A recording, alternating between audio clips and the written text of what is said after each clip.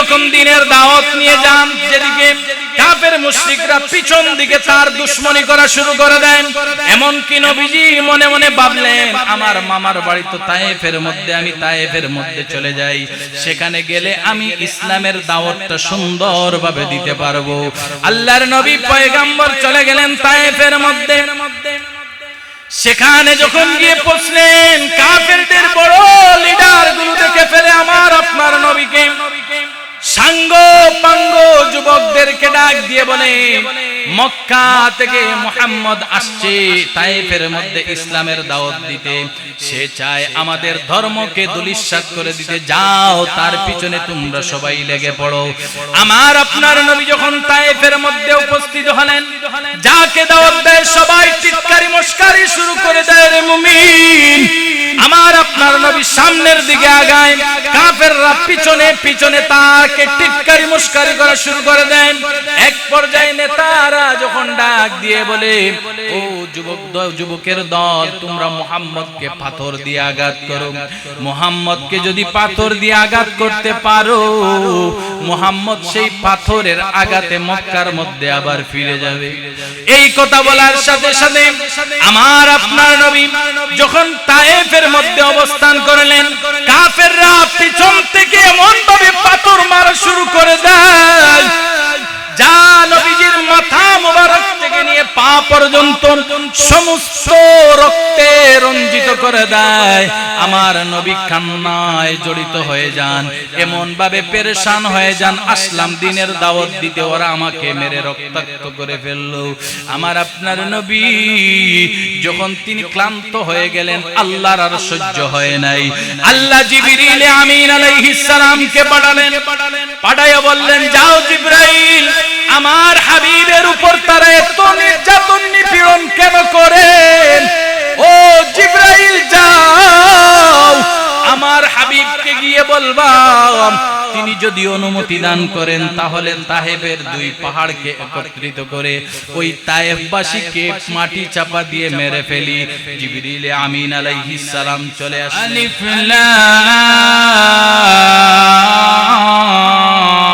লাম মিম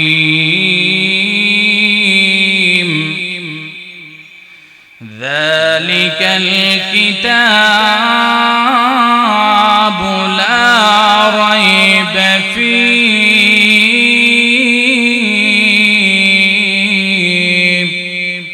হুদাল লিল মুত্তাকিন।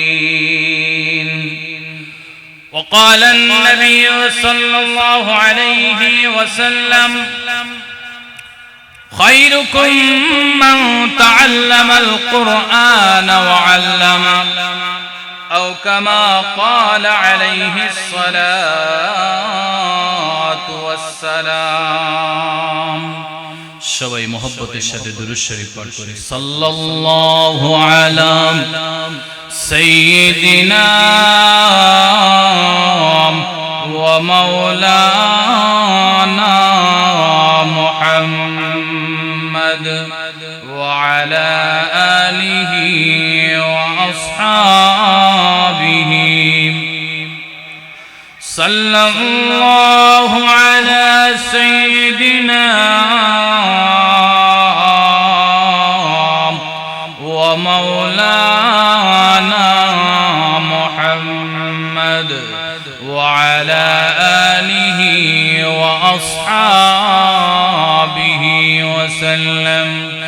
বালাগাল উলা বিকামালিহি كشف الدجى بجماله حسنت جميع خصاله صلوا عليه وآله بلغ العلا بكماله كشف الدجى بجماله حسنت جميع خصاله صلوا عليه وآله دکا دے الہی مجھے بلبل مدینہ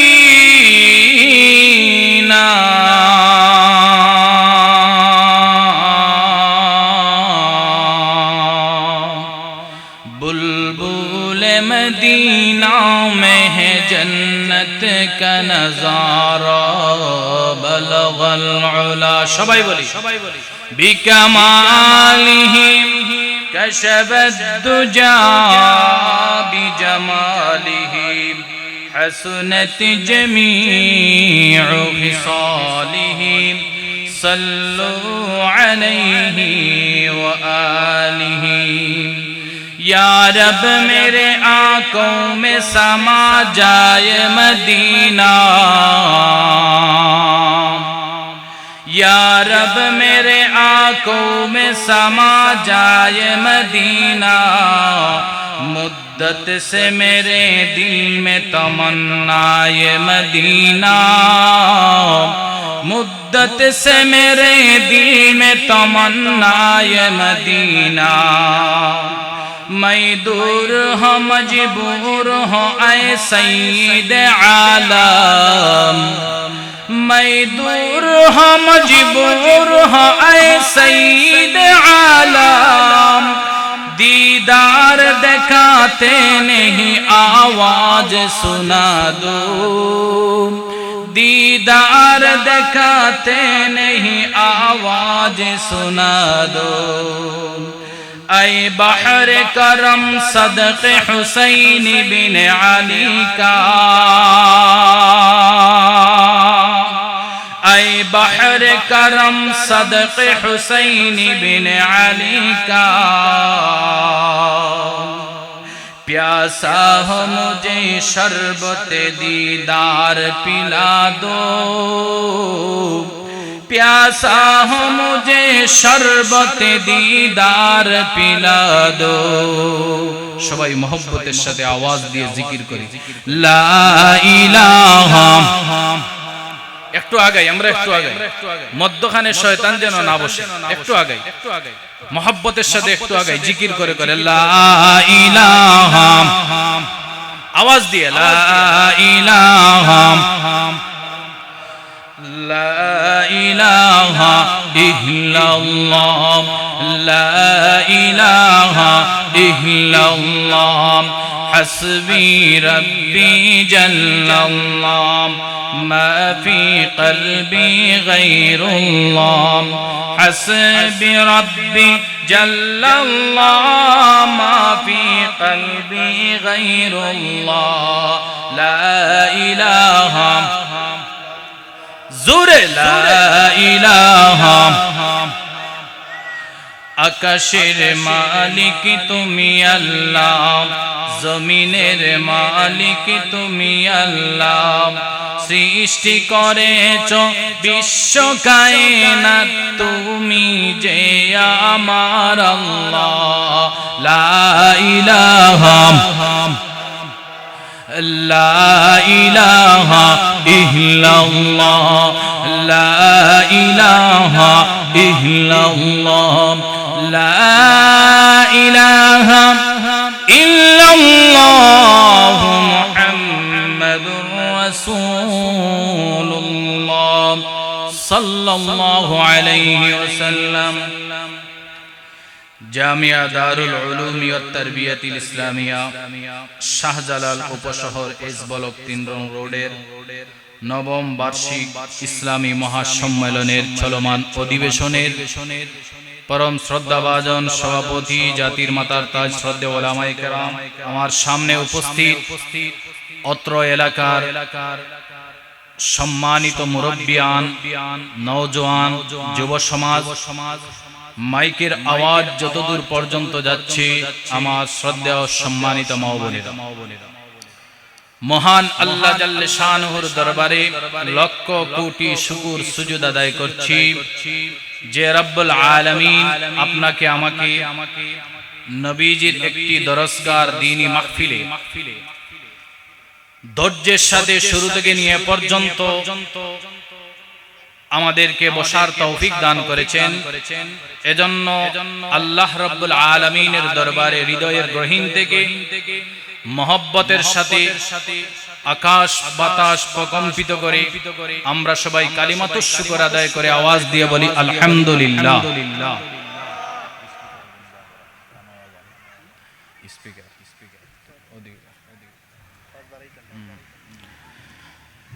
এই দ্বীনি দরসগার মধ্যে আপনারা দ্বীনি দরসগার মাহফিলের মধ্যে আপনারা আসতে পেরেছেন, এজন্য খুশি না বেজার? আওয়াজটা মনে হয় কম হয়ে গেল। রাত্রে তো খাবারের টাইম, মনে হয় খাবার দাবার হইছে।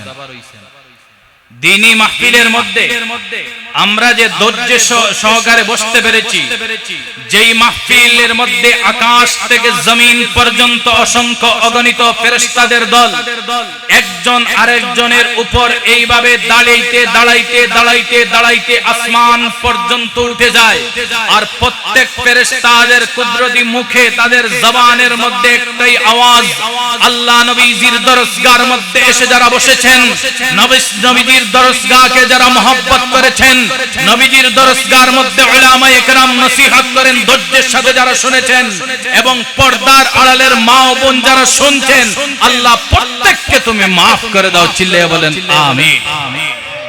এই মুনাজাতটা কে করতেছে? আর আওয়াজ ফেরেশতারা করতেছে। ফেরেশতারা যেই মুনাজাতটা করবে, এই মুনাজাতের মধ্যে কোনো বেজাল আছে? আপনার আমার মুনাজাতের মধ্যে বেজাল থাকতে পারে।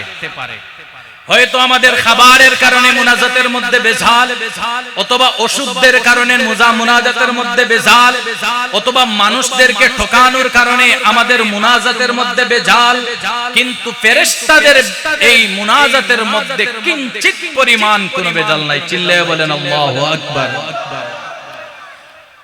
এই নবীজির দরসগার মধ্যে, নবীজির ঘরের মধ্যে আপনার আমার সন্তান, অথবা আপনার আমার সন্তান না পড়লেও আমাদের দেশের মুসলিম জনসংখ্যার সন্তানগুলা এই মাদ্রাসাগুলোর মধ্যে পড়ে। কত কথা বলেন ঠিক কিনা? এই মাদ্রাসার মধ্যে যখন পড়ে, মাদ্রাসাটা আমাদের এলাকার ভিতরে পড়ছে, এই মাদ্রাসাগুলোর মধ্যে বাচ্চারা মহাগ্রন্থ আল কোরআন শিখে। চিল্লায়ে বলেন ঠিক কিনা? এই মাদ্রাসার মধ্যে গান বাদ্যযন্ত্র শেখানো হয় না, তবলা কিভাবে বাজাতে হয় এটা শেখানো হয় না, গিটার কিভাবে বাজাতে হয় এটা শেখানো হয় না। এই মাদ্রাসার মধ্যে একটাই শেখানো হয়, আমার আল্লাহর মহাগ্রন্থ আল কোরআন, যেটি সারা বিশ্বের মধ্যে সবচাইতে শ্রেষ্ঠ। বিশ্বের মধ্যে যত বই আছে, কিতাব আছে, তার চাইতে হাজার কোটি কোটি গুণ শ্রেষ্ঠ। যেই কিতাবের সাথে কোনো কিতাবের তুলনাই হয় না। এই কিতাব আমার আপনার সন্তানরা নবীজির দরসগার মধ্যে বসে বসে তারা শিখছে, আর আমার আপনার জন্য দোয়া করছে, আমার আপনার মুর্দেগানের জন্য দোয়া করছে। আপনার বাবা দুনিয়ার মধ্যে ছিলেন, দুনিয়া থেকে চলে গেছেন, তার জন্য দোয়া করছে। আমার মা দুনিয়াতে ছিলেন, তিনিও দুনিয়া থেকে চলে গেছেন, তার জন্য মুনাজাত করতেছে। এই মাদ্রাসাগুলোর মধ্যে যদি আমরা সাহায্য সহযোগিতা করতে পারি, তাহলে আমরাও তার প্রতিদান পাবো। চিল্লায়ে বলেন ঠিক কিনা? এটা এমন একটা কিতাব, আমি আয়াত পড়েছি মহাগ্রন্থ আল কোরআনে, আলিফ লাম মিম যালিকাল কিতাবু লা রাইবা ফি, যালিকাল কিতাবু লা রাইবা ফি। এটা এমন একটি কিতাব যার মধ্যে তিল পরিমাণ কোনো সন্দেহ নাই। এটা আল্লাহ শুরুতে বলে দিচ্ছে। সূরা বাকারার শুরুতেই আল্লাহ আপনাকে আমাকে জানিয়ে দেয়, হে দুনিয়ার মানুষ, কোরআন নিয়ে মন গড়া কোনো তথ্য দিবে না, কোরআনকে নিয়ে কোনো বাউতাবাজি করবে না। কোরআনের মধ্যে সর্বপ্রথম সূরা সূরাতুল বাকারা, তার শুরুতে আমি বলে দিয়েছি, পৃথিবীর মানুষ, এটি এমন একটি কিতাব যার মধ্যে তিল পরিমাণ কোনো সন্দেহ নাই।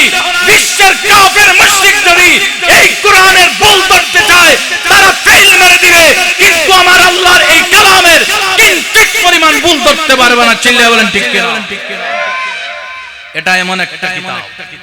এজন্য সূরাতুল বাকারার শুরুতেই আল্লাহ বলছেন, যালিকাল কিতাবু লা রাইবা ফি হুদাল লিল মুত্তাকিন। মুত্তাকিন যারা, পরহেজগার যারা, আল্লাহ ওয়ালা যারা, তাদের জন্য এই কোরআনের মধ্যে হেদায়েত রয়ে গেছে। চিল্লায়ে বলেন সুবহানাল্লাহ।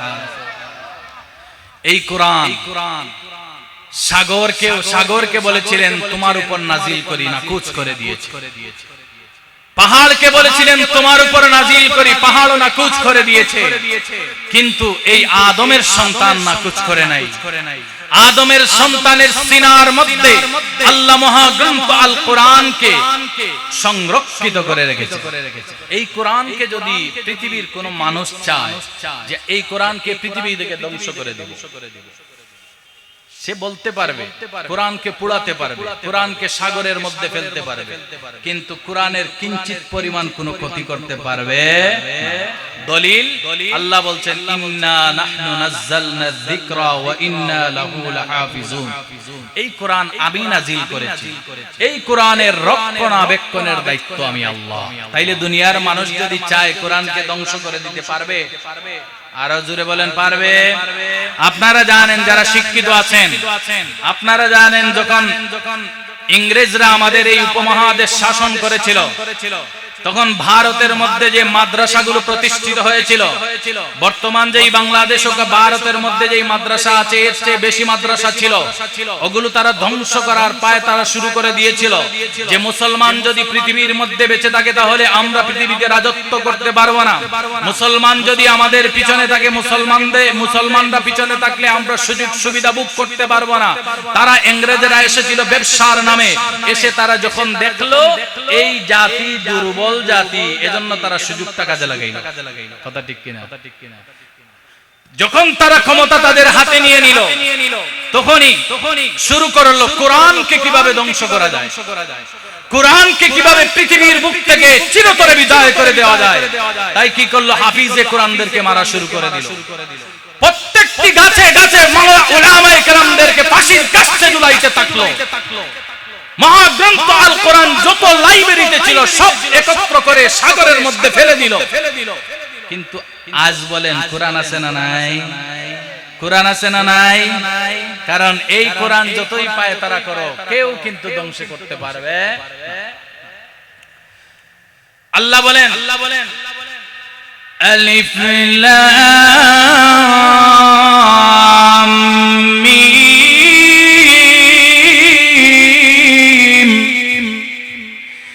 যালিকাল কিতাবু লা রাইবা ফীহ।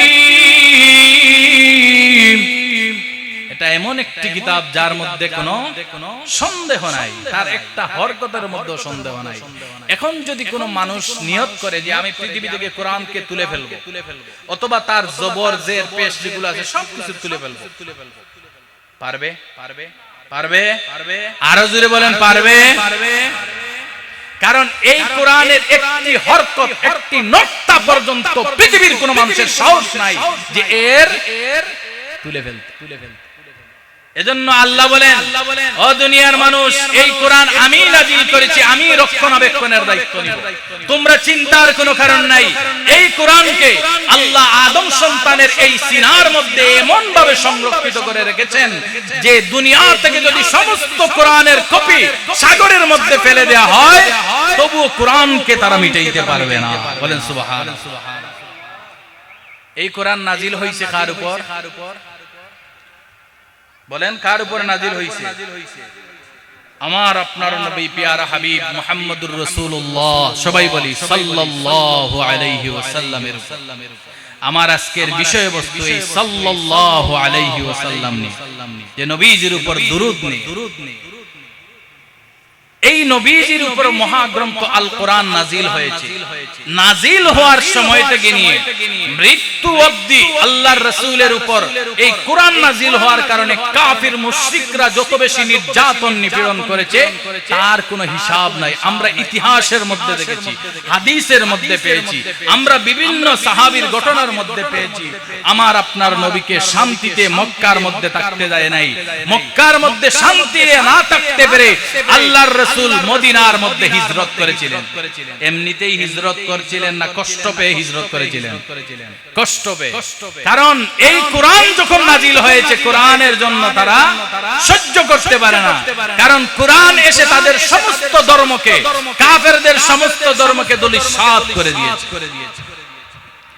এজন্য ভাইয়েরা আমার, আল্লাহর রাসূল পয়গম্বর আলাইহিস সালামের উপর মহাগ্রন্থ আল কোরআন নাজিল হয়েছে। পৃথিবীর সমস্ত কিতাব থেকে শ্রেষ্ঠ কিতাব, যেই কিতাবের তুলনা পৃথিবীর আর কোন কিতাবের মধ্যে হয় নাই। এই কিতাব একমাত্র আপনার আমার নবী বিশ্ব নবীর উপর এই কোরআন নাজিল হয়েছে। নাজিল হওয়ার পর থেকে আমার আপনার নবী এই কোরআন যখনই নাজিল হয়, নাজিল হওয়ার পর থেকে কষ্ট দেয়া শুরু করে দেয় কাফির মুশরিকের দল।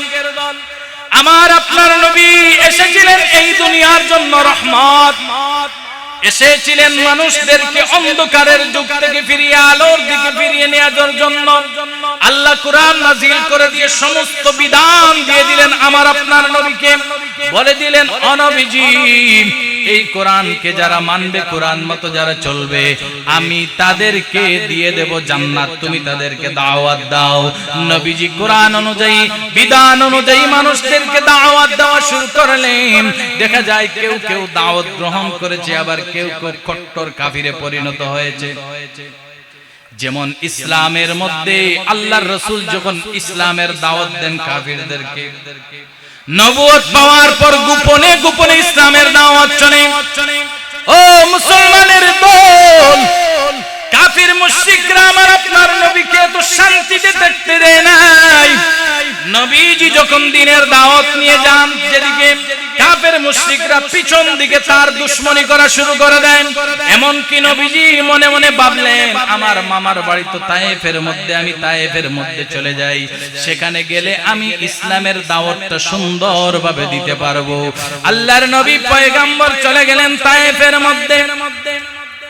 সেখানে যখন গিয়ে পৌঁছলেন, কাফেরদের বড় লিডার গুলো দেখে ফেলে আমার আপনার নবীকে সাঙ্গ পাঙ্গ যুবকদেরকে ডাক দিয়ে বলে, মক্কা থেকে মুহাম্মদ আসছে তায়েফের মধ্যে ইসলামের দাওয়াত দিতে, সে চায় আমাদের ধর্মকে ধূলিসাৎ করে দিতে, যাও তার পিছনে তোমরা সবাই লেগে পড়ো।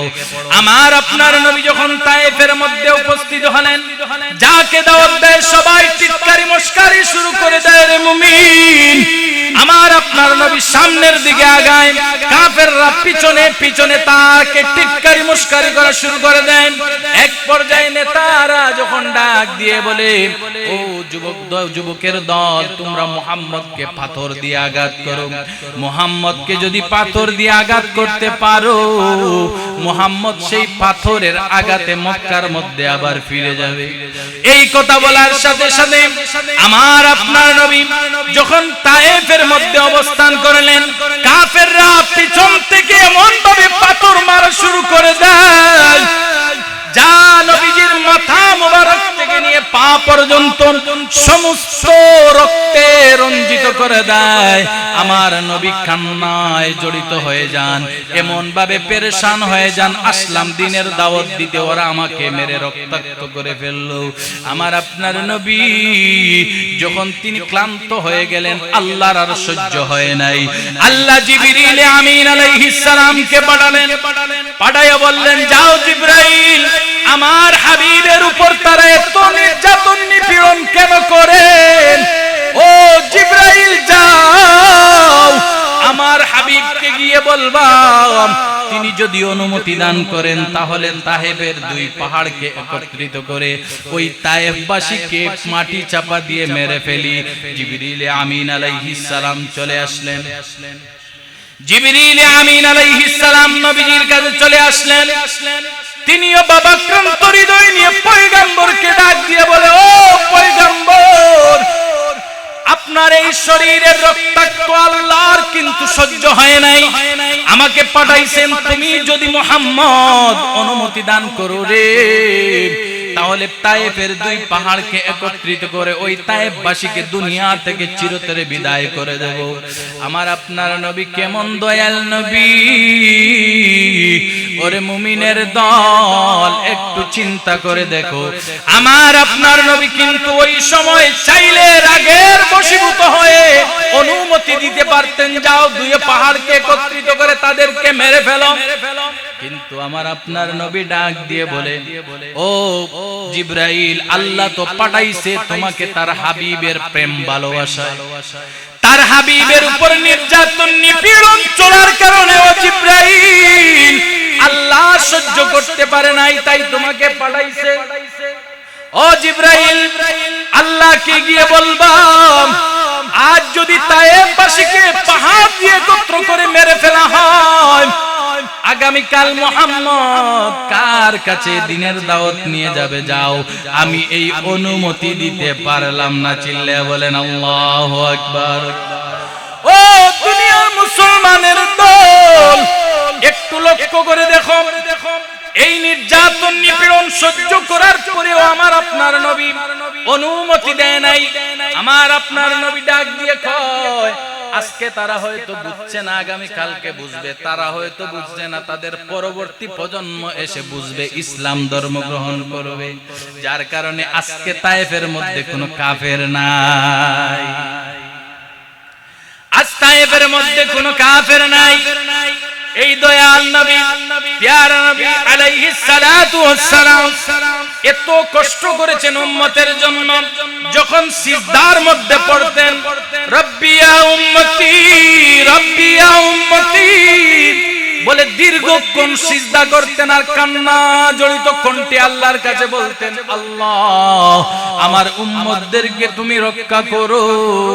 তুমি যদি আমার উম্মতদেরকে রক্ষা না করো, আমার উম্মত কোথায় যাবে, কি হবে আমি জানি না। আমার উম্মতদেরকে তুমি মাফ করে দাও। এইভাবে সিজদার মধ্যে পড়ে পড়ে কান্না করতো রে মুমিন। একটু চিন্তা করে দেখো, আম্মা জান আয়েশা রাদিয়াল্লাহু তাআলা আনহা বলেন, আমি যখন আল্লাহর রাসূল পয়গম্বর আলাইহিস সালামকে আমার ঘরের মধ্যে আনলাম, আল্লাহর রাসূল ওযু করলেন, নামাজের মধ্যে দাঁড়িয়ে গেলেন, আমি কিন্তু তার পাশে শুয়ে আছি। হঠাৎ দেখি এত লম্বা সিজদা নবীজি করতেছেন। আমি মনে মনে ভাবতেছি, নবীজি দুনিয়া থেকে চলে গেলেন নাকি। এই মনোভাবে আমি আমার কান লাগাইলাম নবীজির নাকের কাছে। কান লাগিয়ে শুনলাম নবীজি কান্না করে কান্নেন আর রব্বি ইয়া উম্মতি, রব্বি ইয়া উম্মতি বলে কান্না করতে আছেন। ও আল্লাহ আমার উম্মতদেরকে বাঁচাও, আমার উম্মতদেরকে বাঁচাও, আমার উম্মতদেরকে বাঁচাও, আমার উম্মতদেরকে বাঁচাও। এইভাবে নবীজি সিজদার মধ্যে পড়ে পড়ে কান্না করে। ও দুনিয়ার মুমিনের দল, আল্লাহর রাসূল পয়গম্বর বলেন, এই নবীর উপর যদি তুমি একবার দরুদ পাঠ করো, তাহলে আমার আল্লাহ তোমার উপর 10টা রহমত নাজিল করবে। নবী কষ্ট করেছে আমাদের জন্য, আমরা কি নবীর জন্য দরুদ পড়তে পারি না? মান সাল্লা আলাইয়া ওয়াহিদাতান সাল্লাল্লাহু আলাইহি আশারা। পয়গম্বর বলেন, একবার তুমি আমার উপর দরুদ পাঠ করেছো, আল্লাহ রাব্বুল আলামিন তোমার উপর 10টা রহমত নাজিল করে দেন। চিল্লিয়ে বলেন সুবহানাল্লাহ। ও দুনিয়ার উম্মতের দল, নবীজির উপর দুরূদের এত ফজিলত, আমার নবীকে এত শান, এত মর্যাদা আল্লাহ দিয়েছেন। একবার দুরূদ পড়লে 10টা রহমত। শুধু তাই নয়, ঈসা আলাইহিস সালামকে আল্লাহ রাব্বুল আলামিন হাতের লাঠির মধ্যে ক্ষমতা দিয়েছিলেন, মুজিজা দিয়েছিলেন। তিনি তার হাতের লাঠি যখন মাটিতে চাড়তেন, অজগর সাপে পরিণত হয়ে যেত। আর আমার আপনার নবীর আঙ্গুলের মধ্যে এত শক্তি দিয়েছেন, এক ইশারার সাথে চাঁদ দুটুকরো হয়ে গেছে। এজন্য ভাইরা আমার, শুধু তাই নয়, হযরত ঈসা রূহুল্লাহকে আল্লাহ দিয়েছিলেন, তিনি মাটি দিয়ে কোনো কিছু বানিয়ে যদি ফুৎকার করতেন, সাথে সাথে সে মানুষে পরিণত হয়ে যেত। মরা পাখির মধ্যে যদি তিনি ফুৎকার দিতেন, পাখিও জিতা হয়ে যেত। কুষ্ঠরোগীর শরীরে যদি তিনি ফুঁক দিতেন, সে ভালো হয়ে যেত। আমার আপনার নবী এমন নবী ছিলেন, যেই নবীর জন্য একটা কাঠ এত বেশি কান্নাকাটি করে, যার নাম উস্তুনে হান্নানা। এই কাঠ হঠাৎ নবী আলাইহিস সালাতু ওয়াস সালাম মসজিদে নববীর মধ্যে বসে হঠাৎ কান্নার আওয়াজ, ডাক দিয়ে চতুর্দিকে সাহাবায়ে কেরাম তাকান, কোনো কিছু তো তারা দেখতে পান না। আমার আপনার নবীকে এত মর্যাদা আল্লাহ দিয়েছেন রে মুমিন। লক্ষ্য করে দেখো, মসজিদে নববীর মধ্যে কান্নার আওয়াজ শোনা যায়। তাই কোনো কিছু তারা টুকিয়ে দেখতে পারেন, কোনো কিছুর তো মানুষের কোনো কান্নার আওয়াজ নাই। হঠাৎ আল্লাহর রাসূল বললেন, সাহাবায়ে কেরাম রে, এখানের মধ্যে কোনো মানুষ কান্না করতেছে না। এই যে কাঠ আছে, এই কাঠটা অর্ধন দিয়ে কান্না করতেছে মানুষের মতো। চিল্লায়ে বলেন আল্লাহু আকবার। আল্লাহর রাসূল পয়গম্বর ডাক দিয়ে বললেন, ও কার, তুমি কান্না করো কেন?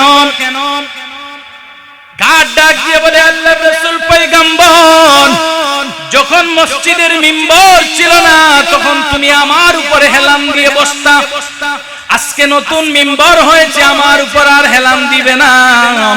এই দুঃখে আত্মহারা হয়ে আমার কান্না আসতেছে। ও নবী, আমি আর আপনার রহমতের ছোঁয়া পাবো না, এই দুঃখে দুঃখিত হয়ে আমি কান্না করতেছি। আল্লাহর রাসূল বললেন, ও কার, তুমি কান্না করো না, তোমাকে কাল কিয়ামতের দিন মানুষের মতো তোলা হবে। চিল্লায়া বলেন আল্লাহু আকবার, আরো জোরে বলেন আল্লাহু আকবার। মানুষের মতো এই কাঠটিকেও কিয়ামতের দিন তোলা হবে। তারপর সাহাবায়ে কেরাম এই কাঠটিকে মাটির মধ্যে দাফন করে দিলেন। দেখেন আমার আপনার নবী কত মর্যাদাশীল, একটা মরা কাষ্ঠ নবীর জন্য কান্না করে। এই নবীর উপর যদি মুমিন বান্দারা একবার দুরূদ পাঠ করো, আল্লাহর রাসূল পয়গম্বর বলেন 10 বার আল্লাহ তোমার উপর রহমত নাজিল করবেন। হযরত জাবের রাদিয়াল্লাহু তাআলা আনহু বলেন, যখন কোন বান্দা দুনিয়ার মধ্যে কোন প্রান্তরে বসে আল্লাহর রাসূল পয়গম্বরের উপর দুরূদ পাঠ করে, এই দুরূদটা আসমান এবং জমিনের উপর দুলতে থাকে।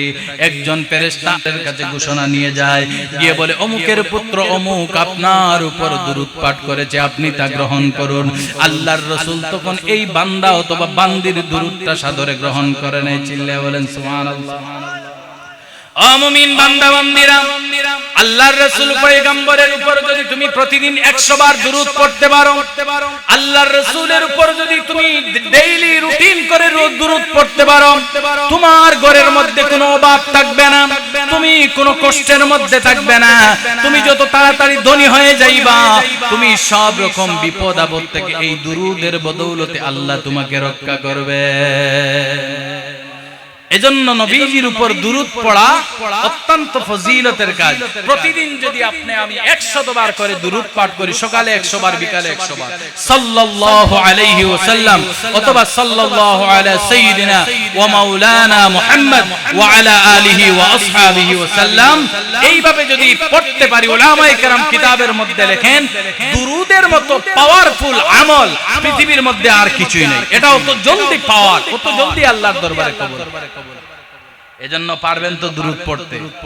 নবীজির উপর দুরূদ পড়লে কি হয়? ঘরের মধ্যে যে অভাব অনটন আছে, অভাব অনটন আল্লাহ দূর করে দেয়। ঘরের মধ্যে যদি আপনার অশান্তি থাকে, অশান্তিও আল্লাহ দূর করে দেয়। আপনার ঘরের মধ্যে যদি বরকত না থাকে, আল্লাহ বরকত দিয়ে দেয় ঘরের মধ্যে। আপনি চিন্তা করেন, একবার দুরূদ পড়ছেন আল্লাহর রাসূলের উপর, রহমত নাজিল হইছে কয়টা? 10টা। এইভাবে 100 বার পড়ছেন, আপনার রহমত নাজিল হইছে কয়টা? হিসাব করেন। 10 বার যদি আপনি পড়েন তাইলে 100টা হয়ে গেল। 20 বার পড়লে 200টা হয়ে গেল। 30 বার পড়লে 300টা হয়ে গেল। 40 বার যদি পড়ে 40টা হয়ে গেল, 400 হয়ে গেল। এইভাবে যদি আপনি 100 বার পড়েন তাহলে আপনার 1000 রহমত আপনার ঘরের মধ্যে নাজিল হবে। বলেন সুবহানাল্লাহ। এত আস্তে সুবহানাল্লাহ। এজন্য নবীর উপর দুরূদ পড়তে হয়। নবীর উপর যদি দুরূদ আমরা সবাই পড়তে পারি, আল্লাহ রাব্বুল আলামিন আপনার সন্তান বলেন, আপনার স্ত্রী বলেন, আপনার যাই কিছু বলেন, ব্যবসা প্রতিষ্ঠান বলেন, সব কিছুর উপর আল্লাহ রহমত নাজিল করবে। এজন্য ভাইরা আমার, আল্লাহর রাসূল পয়গম্বর আলাইহিস সালাম বলেন, এই দুরূদের কারণে মানুষ অনেক মুসিবত থেকে উদ্ধার হয়। যার কারণে একজন আল্লাহর বান্দা, বাপ পুত্র দুজন কোথাও তারা যাচ্ছিলেন, রাস্তার মধ্যে হঠাৎ ওই সন্তানের বাবা অসুস্থ হয়ে যায়। অসুস্থ হওয়ার পর এমন ভাবে শরীরের মধ্যে জ্বর আসে, কিছুক্ষণ থাকার পর এই সন্তানের বাবা দুনিয়া থেকে বিদায় নিয়ে চলে যায়। বিদায় নিয়ে চলে যাওয়ার পর যখনই আল্লাহর বান্দা দুনিয়া থেকে চলে যায়, সাথে সাথে তার মুখ মণ্ডল শুয়োরের চেহারায় পরিণত হয়ে যায়। চিল্লায়ে বলেন নাউজুবিল্লাহ। এই অবস্থায় সন্তান পেরেশান হয়ে গেছে। এখন আমি কি করতে পারি? আমার বাবার মুখমণ্ডল শুয়োরের চেহারা হয়ে গেছে, আমি তো মানুষদেরকে আমার বাবার চেহারা দেখাতে পারবো না। দেখেন আল্লাহ দুরূদের বদৌলতে কিভাবে তার বান্দাকে উদ্ধার করেন। ও মুসলমানের দল, যখন কিছুক্ষণ যায় ওই সন্তান বাবার লাশের পাশেই শুয়ে পড়ে, ঘুমের মধ্যে বিভোর হয়ে যায়। তখন ঘুমের মধ্যে বিভোর হয়, স্বপ্নের মধ্যে দেখে একজন সাদা পোশাকধারী সুন্দর সুঠাম দেহের অধিকারী একজন ব্যক্তি আসছেন। আসার পর তাকে বলছেন, তোমার কি হয়েছে? সে স্বপ্নের মধ্যে বলতেছে, আমার বাবা, আমি আর আমার বাবা ওই জায়গার মধ্যে যাচ্ছিলাম, হঠাৎ আমার বাবা অসুস্থ হয়ে গেলেন। অসুস্থ হওয়ার পর তিনি দুনিয়া থেকে চলে গেলেন। চলে যাওয়ার পর শুধু তাই নয়, তার মুখমণ্ডল শুয়োরের চেহারা হয়ে গেল। এখন তো আমি মানুষদেরকে আমার বাবার চেহারা দেখাইতে পারবো না, মানুষ আমাকে লজ্জা দিবে, আমাকে শরম দিবে। না জানি তোমার বাবা কোন খারাপ কাজ করেছে যার কারণে আল্লাহ তাকে শুয়োরের চেহারা দিয়েছে। না জানি তোমার বাবা বড় গুনাহ করেছে যার কারণে তোমার বাবার চেহারা শুয়োরের হয়ে গেছে। এই কথা মানুষ আমাকে বলবে, এখন আমি কি করতে পারি? ওই সুঠাম দেহের অধিকারী ওই ব্যক্তি বললেন, না না না, তোমার কোনো চিন্তার কারণ নাই, এখনই তোমার বাবার মুখ নুরানি চেহারা হয়ে যাবে। এই কথা বলে তিনি তার মুখমণ্ডলের মধ্যে হাত বুলালেন। হাত বুলানোর সাথে সাথে আল্লাহর বান্দার চেহারা নুরানিতে পরিণত হয়ে গেছে।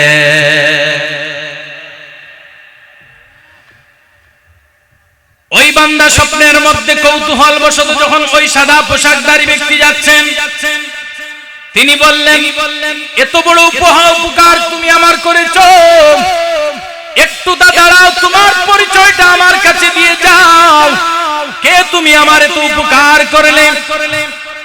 তখন ওই ব্যক্তি দাঁড়ালেন, দাঁড়িয়ে বললেন, আমি ওই ব্যক্তি যার উপর তোমার বাবা সব সময় দুরূদ পাঠ করত। চিল্লায়া বলেন সুবহানাল্লাহ।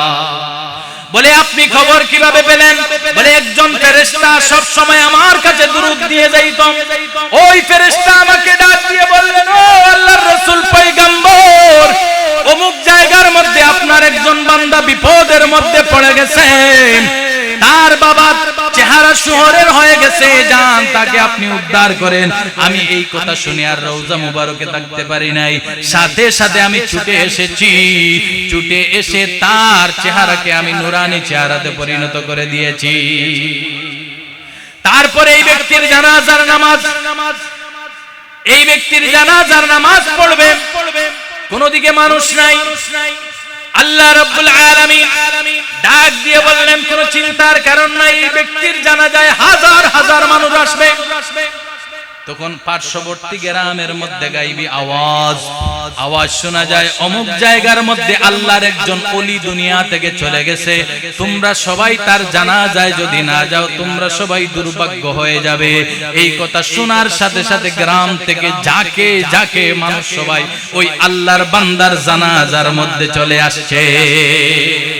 তাইলে দুরূদের বদৌলতে আল্লাহ তাকেও বিপদ থেকে উদ্ধার করছে। যেহেতু হুজুর চলে এসেছেন, উনি অত্যন্ত চমৎকার বয়ান করেন, আপনারা ওনার বয়ান শুনবেন। হুজুরকে দীর্ঘক্ষণ বসাইয়া রাখিয়া আমি বয়ান করা আসলে মুনাসিব না, এজন্য আমি যে কথাগুলো বলছিলাম, আপনারা দুরূদের উপর আমল বেশি বেশি করবেন।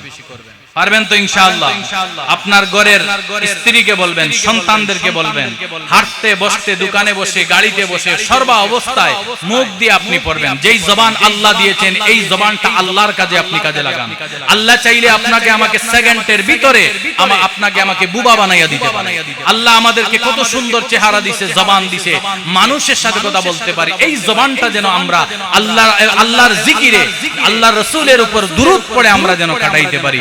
আল্লাহ রাব্বুল আলামিন আমাদের সবাইকে এর উপর আমল করার তৌফিক দান করুন। ওয়া আখিরু দাওয়ানা